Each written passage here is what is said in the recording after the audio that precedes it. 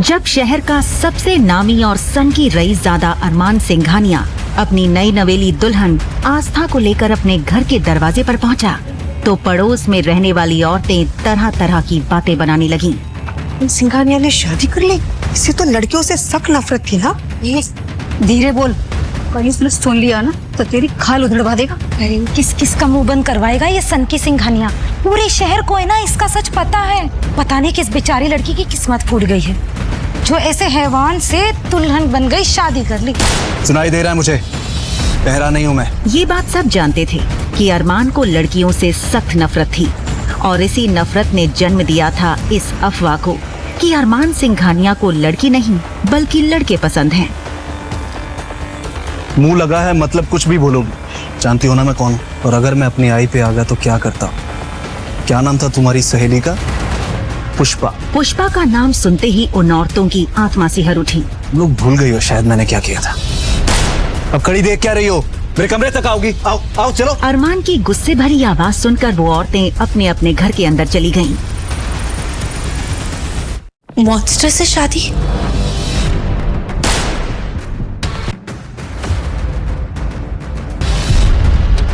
मुझे मॉन्स्टर से शादी करके उसके बच्चे को जन्म देना होगा। आस्था, तेरे पास और कोई रास्ता नहीं है, तुझे ये शादी करनी होगी।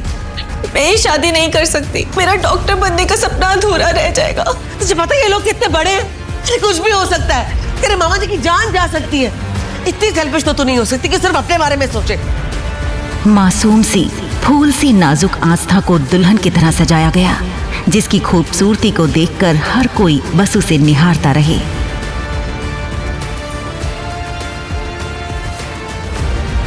और दूसरी तरफ था हैंडसम मॉन्स्टर। आखिर क्या है ये माजरा? आइए सुनते हैं अभी यहीं बिल्कुल फ्री।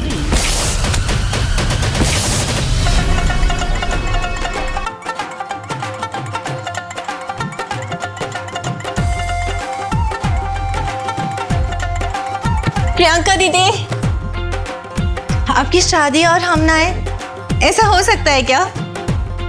नानी, कल का ही दिन था कि आस्था खुशी खुशी अपनी मामी की लड़की की शादी के लिए गांव से शहर आई थी। बचपन से ही अनाथ आस्था को उसकी नानी ने पाल पोस कर बड़ा किया। उसका एक ही सपना था कि पढ़ लिख कर डॉक्टर बनना।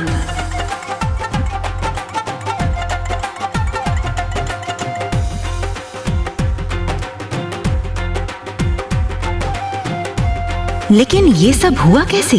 कैसे आस्था बन गई दुल्हन?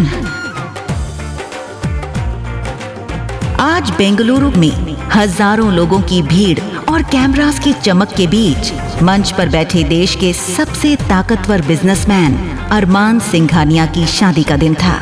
लेकिन मंडप के पास खड़ा दूल्हा अपनी दुल्हन के इंतजार की जगह अपने लैपटॉप और फोन में बिजी था। शहर के लोग हैरान थे कि अरमान सिंघानिया जैसी हस्ती ने एक मिडिल क्लास लड़की से शादी करने का फैसला क्यों लिया। विवाह का शुभ मुहूर्त निकला जा रहा, दुल्हन को बुलाइए। बुलाइए ना बिटिया को। हाँ, अभी लेकर आता हूँ।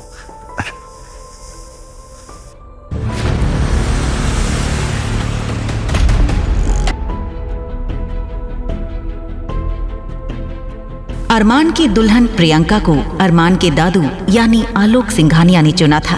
प्रियंका उन्हीं के ऑफिस में काम करने वाले एक क्लर्क मनोज मल्होत्रा की बेटी थी। साधारण सी दिखने वाली प्रियंका ने भी अपने पिता के दबाव में आकर इस शादी के लिए हाँ कर दी।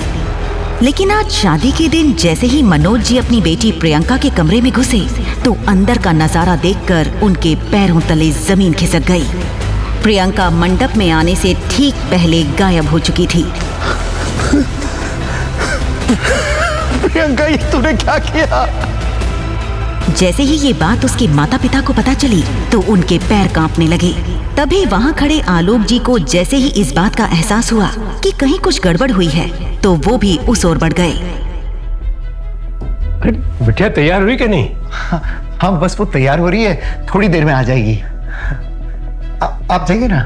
लेकिन ये झूठ ज्यादा देर टिक नहीं पाया, क्योंकि अरमान के दादाजी ने कमरे के अंदर से आ रही रोने की आवाज सुन ली थी। उन्होंने एक झटके में कमरे का दरवाजा खोला और अंदर घुस गए। अंदर एक सिंपल, मासूम लेकिन बेहद खूबसूरत लड़की रो रही थी, जिसका नाम था आस्था। ये देखकर आलोक सिंघानिया गरजते हुए बोले, प्रियंका कहाँ है?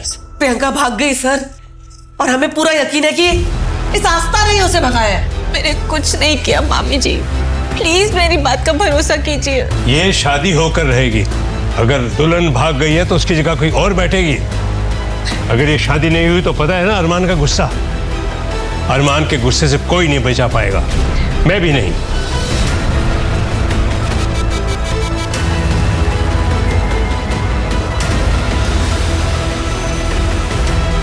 दरअसल अरमान को लड़कियों से बेहद नफरत थी और इस शादी के लिए भी उसे आलोक सिंघानिया ने अपने झूठे हार्ट अटैक का नाटक करके ही तैयार किया था।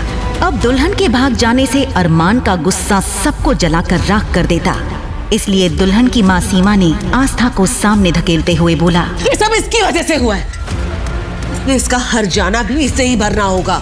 सुन आस्था, अब अरमान की दुल्हन तू ही बनेगी, सुना तूने? आस्था की आंखों में डर था। वो गिड़गिड़ाते हुए बोली, शादी नहीं करना चाहती मामी जी, प्लीज मुझे मेरी नानी के पास जाने दो प्लीज। वो प्रियंका दीदी बोल रही थी कि वो एक बंद कर अपनी गंदी जुबान, और जैसा मैं कह रही हूँ वैसा ही कर। आस्था रोती रही, चीखती रही, पर किसी ने उसकी एक नहीं सुनी, क्योंकि इस वक्त बात किसी की जिंदगी की नहीं बल्कि सिंघानिया एम्पायर की इज्जत की थी। आस्था, तुम्हें ये शादी करनी होगी, वरना अरमान सिंघानिया हम सब की जान ले लेगा। तुम जानती नहीं हो वो कितना खतरनाक है। आस्था के पास वहां से भागने का कोई रास्ता नहीं बचा था। आखिरकार जल्दी ही उसे एक शादी का जोड़ा पहनाया गया था और उसके सिर पर लंबा सा घूंघट डाल दिया गया।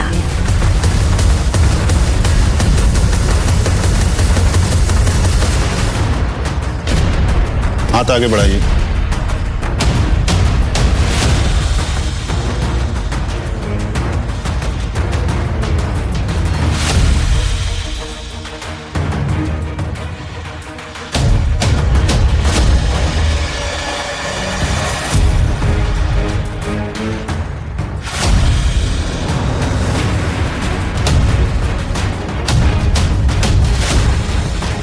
घूंघट की वजह से अरमान को दुल्हन बदलने का पता ही नहीं चला।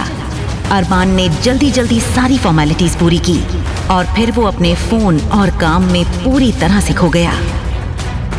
बड़ी साहब, इसमें इस लड़की की सारी जानकारी। इधर आस्था के बारे में सभी चीजें जानने के लिए अरमान के दादू आलोक सिंघानिया ने उसकी पूरी जन्म कुंडली अपने हाथों में मंगवा ली थी। लेकिन जैसे ही आलोक जी की नजर आस्था के माँ बाप जो कि एक्सीडेंट में मारे गए थे उनकी डिटेल्स पर पड़ी तो उनके होश उड़ गए और वो खुद से बुदबुदाते हुए बोले, पहले मैंने सोचा था कि इस लड़की को 2-4 दिन के बाद तलाक दिलवाकर आजाद करवा दूंगा, लेकिन अब नहीं। ये जिंदगी भर अरमान सिंघानिया की पत्नी बनकर ही रहेगी। इसी के साथ आस्था विदा होकर सिंघानिया मैंशन के दरवाजे पर पहुंच गई। अरमान तेजी से दरवाजे के अंदर जाने लगा कि तभी अरमान बेटा, शादी के बाद अकेले घर नहीं आ सकते, बहू को लाना पड़ेगा। जाओ, बहू को लेकर आओ। अपने माता पिता को खोने के बाद एक दादू ही थे जिन्हें अरमान अपनी जान से भी ज्यादा प्यार करता था और उनकी किसी भी बात को टालता नहीं था।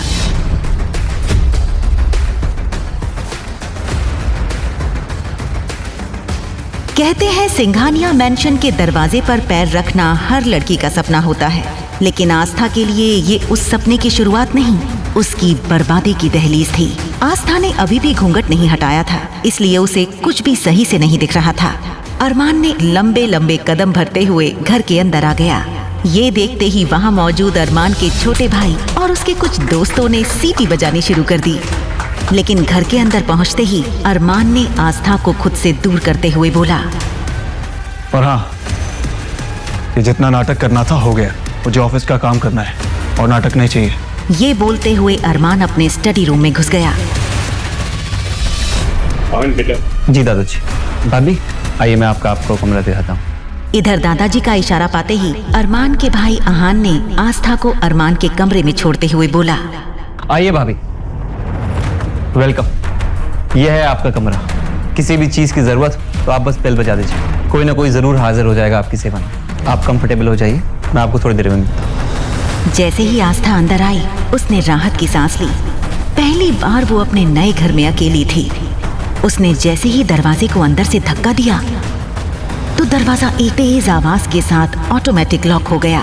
दरवाजे में ऑटोमेटिक इलेक्ट्रॉनिक लॉक होने के बारे में बेचारी आस्था को जरा भी पता नहीं था। अंदर पहुंचते ही आस्था ने घूंघट हटाया और एक लंबी गहरी सांस ली। आस्था इतनी थकी हुई थी कि थोड़ी ही देर में नींद उसे घेर लेती है। उधर रात को 2 बजे जब अरमान अपना काम खत्म करके अपने कमरे में सोने के लिए पहुंचता है, बेड के एक कोने पर आस्था दूसरी तरफ चेहरा करके सोई हुई थी। उसे देखते ही अरमान नफरत से बोला, दादाजी बिना सिर्फ मेरे कमरे में भेजने की क्या जरूरत थी? वैसे भी ये शादी नाम की है, क्या फर्क पड़ता है? ये हो जा कोई और, कोई भी लड़की मेरी लाइफ में नहीं आ सकती। वो खासकर आस्था को जगाने की कोशिश करता है लेकिन आस्था गहरी नींद में थी, इसलिए उसे कुछ सुनाई नहीं दिया। ये देखकर अरमान चिढ़ गया और उसने टेबल पर रखा ग्लास हाथ मारकर नीचे गिरा दिया। नीचे गिरते ही ग्लास एक तेज आवाज के साथ टूट गया, लेकिन आस्था की आंख अब भी नहीं खुली। वैसे इतना आराम से क्यों उठा? तब अचानक अरमान ने अपनी जेब में हाथ डाला और जल्दी ही एक गन उसके हाथों में थी। गुस्से में उसने उस बंदूक से आस्था के बेड से थोड़ी दूर फायर कर दिया। गोली की आवाज सुनकर आस्था बहुत ज्यादा डर गई थी। गन चलने की आवाज सुनकर अरमान के दादू और उसका भाई अहान सब दौड़ते हुए ऊपर आए। ये क्या बदतमीजी है? बहू को डराने की क्या जरूरत थी? तो आपके कहने पे मैंने ये शादी तो कर ली, लेकिन मैं ये शादी निभाऊंगा नहीं। अरे शुक्र मनाइए कि गोली मैंने इसके सर पे नहीं मारी। जैसे ही अरमान की कही ये बात सबके कानों तक पहुंची तो कमरे का माहौल सन्नाटे में बदल गया। अरमान भाई, ये आपने ठीक नहीं किया। अब भाभी को ऐसे डरा। किसने कहा तेरी भाभी है? तेरी भाभी नहीं है ये।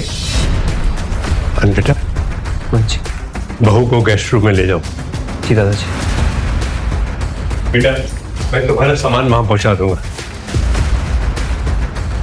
आप चलिए मेरे साथ।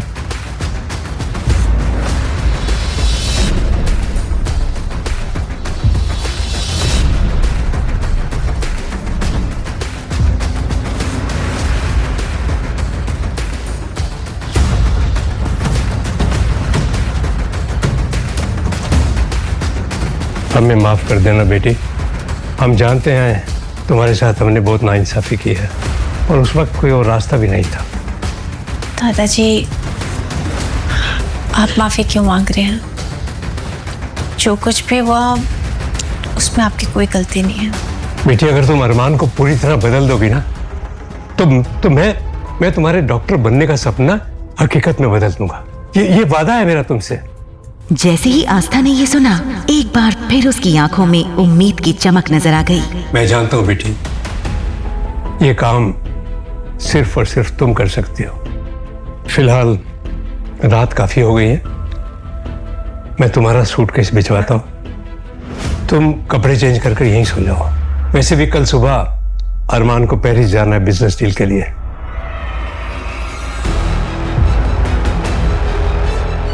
ये सुनकर आस्था ने चैन की सांस ली।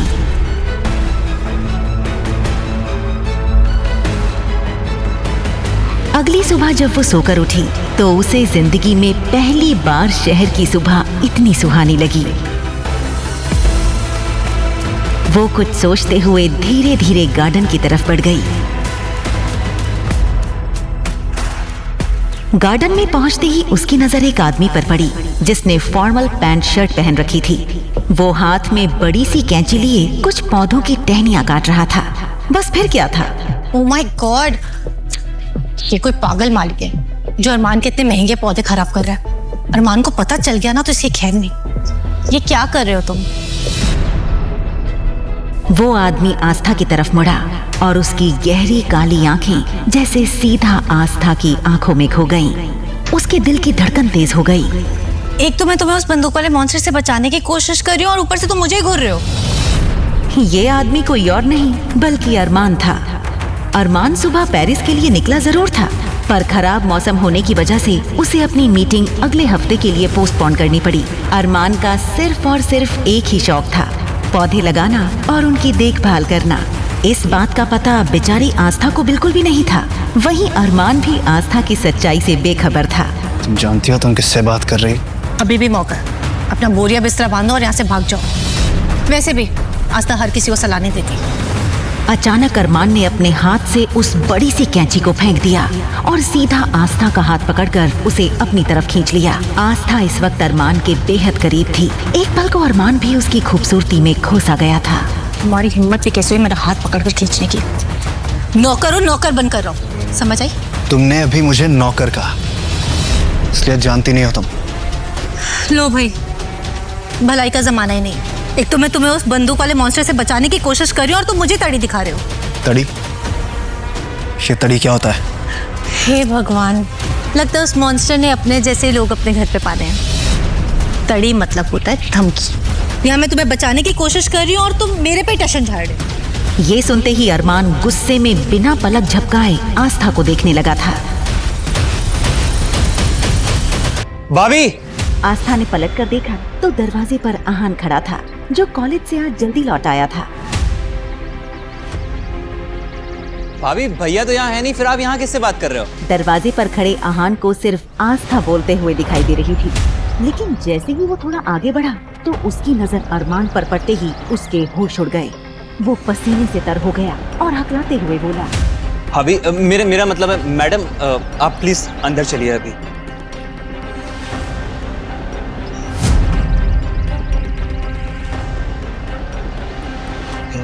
ना बड़ा धोखा। आहान, मुझसे ये झूठ छिपाने की वजह क्या थी? अरमान को दादाजी की बात याद थी कि अरमान को अब तक ये नहीं बताया गया था कि उसकी शादी प्रियंका से नहीं बल्कि आस्था से करवाई गई थी, लेकिन अनजाने में उसने ये सच अरमान के सामने ला दिया था। भैया, मैं आपको सब कुछ समझाता हूँ, बस मुझे एक मौका दीजिए। दरअसल आपकी शादी किसी और के साथ हो रही।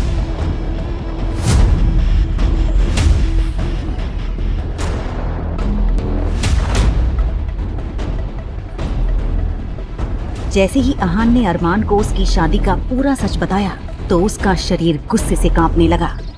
इधर जैसे ही आस्था को पता चला कि वो जिससे बहस कर रही थी वो कोई और नहीं बल्कि अरमान ही था, तो उसके चेहरे का रंग उड़ गया। पर तब तक बहुत देर हो चुकी थी।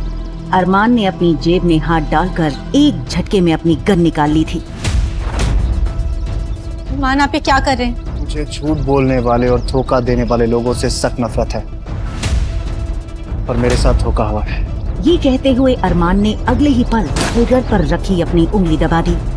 आस्था इतना ज्यादा डर गई थी कि चीख कर वो बेहोश होकर वहीं गिर पड़ी।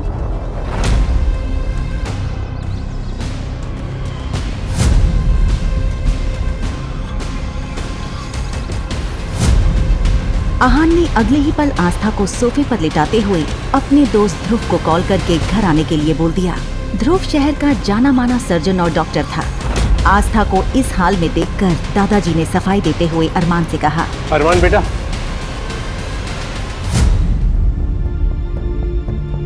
मैं मानता हूँ बेटा, तुम्हारी शादी प्रियंका से तय हुई थी। प्रियंका शादी से पहले ही मंडप से भाग गई, तो हमने उसकी ही कजन आस्था को इस खानदान की इज्जत बनाकर मंडप में बिठा दिया। आपने बहुत बड़ी गलती कर दी दादाजी, आपको ऐसा नहीं करना चाहिए था।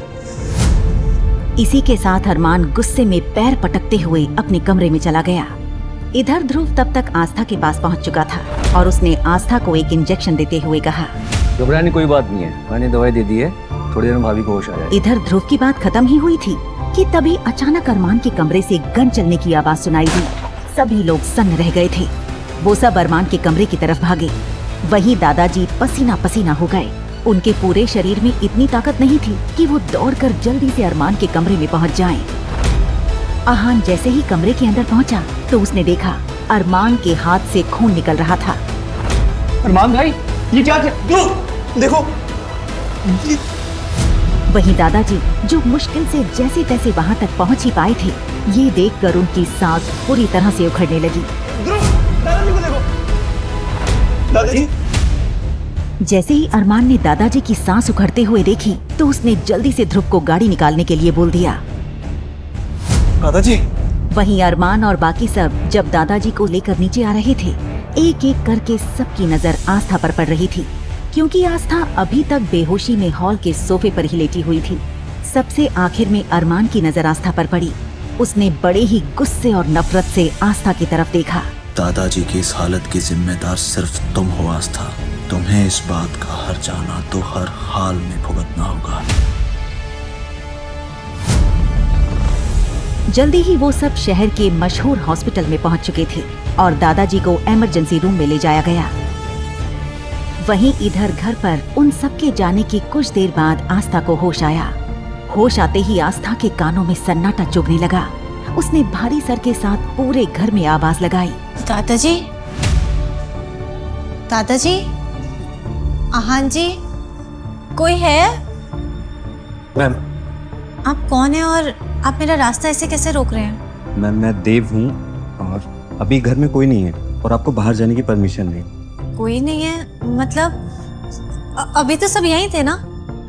दादाजी कहाँ हैं? दादाजी की तबीयत अचानक बिगड़ गई थी, इसलिए सब लोग उन्हें लेकर हॉस्पिटल गए हैं। मुझे अभी उनके पास जाना है।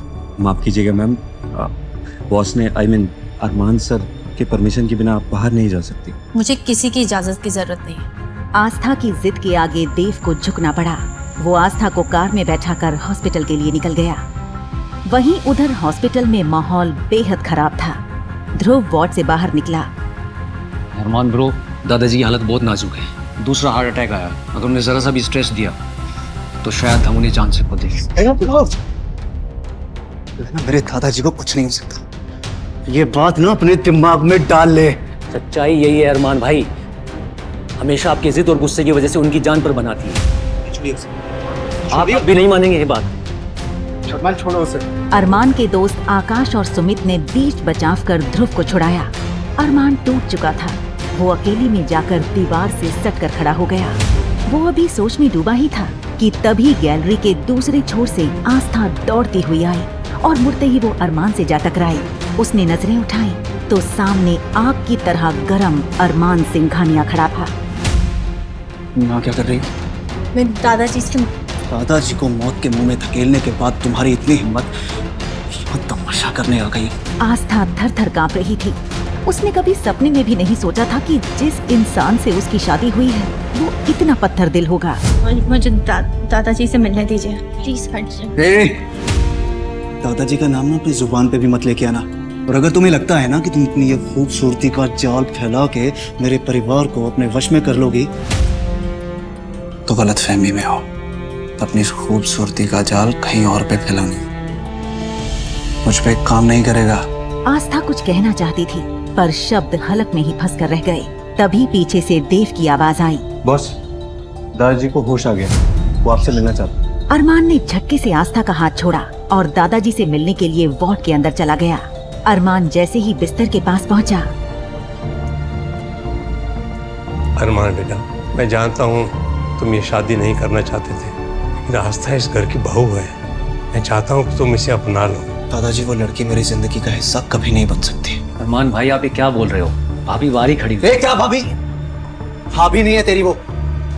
मेरी बात ना कान खोल के सुन लो, उसके साथ कोई रिश्ता नहीं जुड़ेगा। तभी दादाजी की आंखों में एक अजीब सी चमक और गुस्सा उभरा। बेटा, आस्था बाहर खड़ी है। देखो बेटा, अगर तू हमारी बहू को अंदर नहीं लेकर आओगे ना तो मैं तुमसे अपने चिता को अग्नि देने का अधिकार भी छीन लूंगा। ये सुनते ही कमरे में जैसे सन्नाटा छा गया। अरमान का चेहरा गुस्से से लाल हो गया। उसे लेकर आओ। अरमान भाई, होश में आइए। दादाजी अब आस्था भाभी से जुड़ चुके हैं। अगर आप उन्हें जुदा करेंगे, स्ट्रेस में उनकी जान भी जा सकती है। आप वाकई अपने गुस्से के लिए उनकी जान का सौदा करेंगे?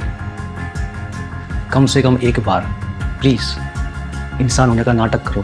अगर ये लड़की दादाजी को ठीक रख सकती है तो इसका इस्तेमाल मैं अपने तरीके से करूंगा।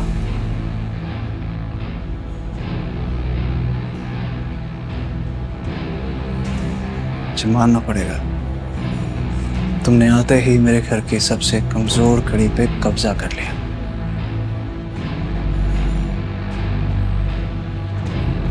जब तक दादाजी इस हॉस्पिटल में है ना, तुम्हें मेरी पत्नी होने का नाटक करना होगा।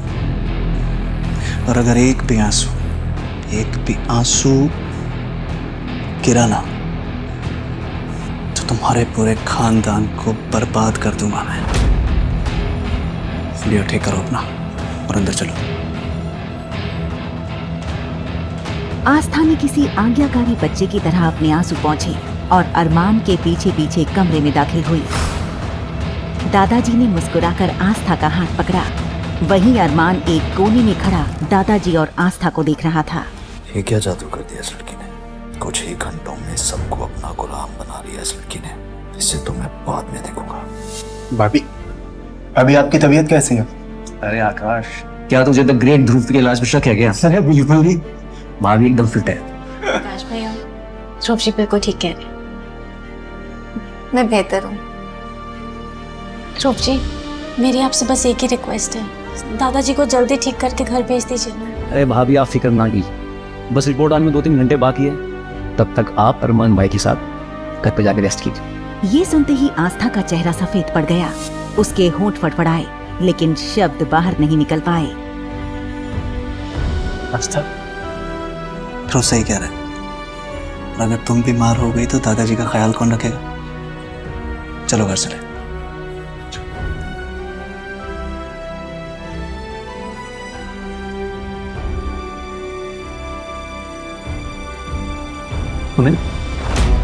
क्या तूने भी सुना जो मैंने सुना? क्या हो गया भाई को? पता है भाभी का जादू चल गया।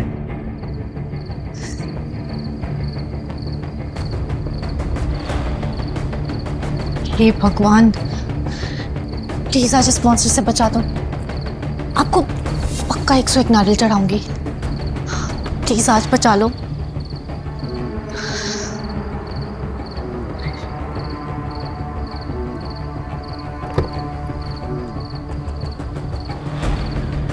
गाड़ी मेंशन पहुंचते ही अरमान बिना पीछे मुड़े तेज कदमों से अंदर चला गया। वहीं देव ने आस्था के लिए कार का दरवाजा खोला।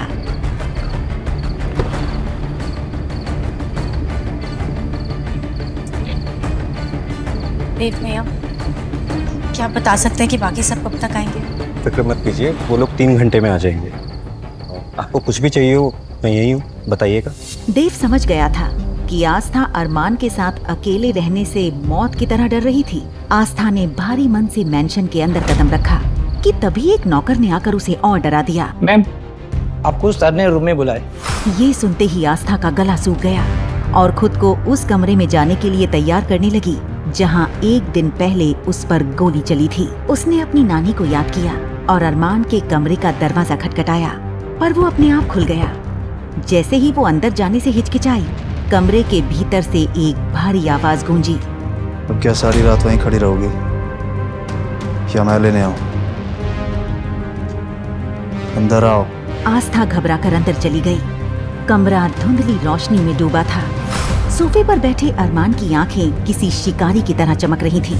आज से इस घर में तुम्हारा काम दादाजी का ख्याल रखना होगा। इस घर में तुम्हारी हैसियत सिर्फ एक केयर टेकर और सिर्फ एक नौकर की होगी, इससे ज्यादा कुछ भी नहीं। और ये बात दादाजी को और मेरे दोस्तों को बिल्कुल पता नहीं चलनी चाहिए। और अगर ऐसा हुआ तो वो जो गांव में तुम्हारी नानी रहती है ना, उसका क्या हाल होगा तुम जानते हो। आस्था को अरमान का चेहरा किसी जल्लाद से कम नहीं लग रहा था। वो सर झुकाए खड़ी थी और उसके आंसू खामोशी से उसके गालों पर बह रहे थे। अरमान ने आस्था के आंसुओं को देखा, पर उसका दिल नहीं पिघला। ये जो तुम्हारे आंसू बह रहे हैं ना, मेरे सामने जितने बहाने हैं बहा लो, लेकिन यही आंसू दादाजी के सामने और मेरे दोस्तों के सामने बिल्कुल भी टपकने नहीं चाहिए, क्योंकि तुम जानती हो कि अगर ऐसा हुआ तो अंजाम अच्छा नहीं होगा। पूरे गांव में लोग मुझे इतना प्यार करते थे, फिर इस अनजान आदमी को मुझसे इतनी नफरत क्यों? अपना सामान लेके इस कमरे में शिफ्ट हो जाओ। इस कमरे में? गलतफहमी मत पालना। इस दुनिया की नजरों में हम पति पत्नी हैं, तो हमें एक कमरे में रहना होगा। तुम यहाँ नीचे सोओगी और मैं वहां ऊपर सोऊंगा, बस।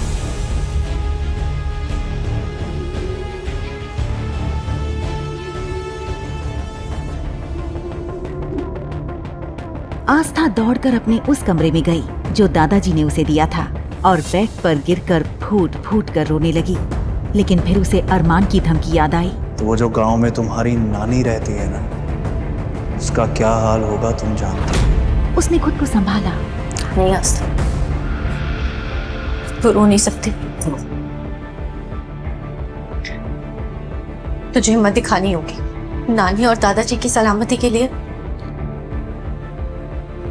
तुझे उस मॉन्स्टर का सामना करना ही होगा। आस्था अपना छोटा सा बैग लेकर अरमान के कमरे में पहुंची। अपना सामान उस कोने में रखो और यहाँ के बैठ जाओ। अब क्या चाहिए इसे मुझसे? अभी कुछ बचा है क्या? तो फाइल उठाओ, उसमें कॉन्ट्रैक्ट है। जब तक तुम मेरे साथ इस कमरे में रहोगी, इस कॉन्ट्रैक्ट पे साइन करके रहोगी। ये सुनते ही आस्था ने जैसे ही उस फाइल में मौजूद उस कॉन्ट्रैक्ट पेपर्स पर नजर डाली तो उसकी आंखें चौड़ी हो गईं। चेहरे का सारा रंग उड़ गया। आखिर क्या लिखा था उन कॉन्ट्रैक्ट पेपर्स में, जिसे देखकर आस्था के उड़ गए थे होश? क्या दादाजी और अपनी नानी को बचाने के लिए आस्था कर देगी उन पेपर्स पर साइन? अरमान के गुस्से के पीछे छुपा है अतीत का कौन सा राज? क्या होगा आस्था के साथ आगे इस कहानी में? क्या वो अरमान के पत्थर दिल को पिघलाने में हो पाएगी कामयाब और शुरू होगी एक प्रेम कहानी? आगे की कहानी जानने के लिए देखें अगला एपिसोड सिर्फ पॉकेट एफएम के YouTube चैनल पर। और तेरे इश्क में के सारे एपिसोड्स को सुनने के लिए डिस्क्रिप्शन में दी लिंक से डाउनलोड करें पॉकेट एफएम ऐप।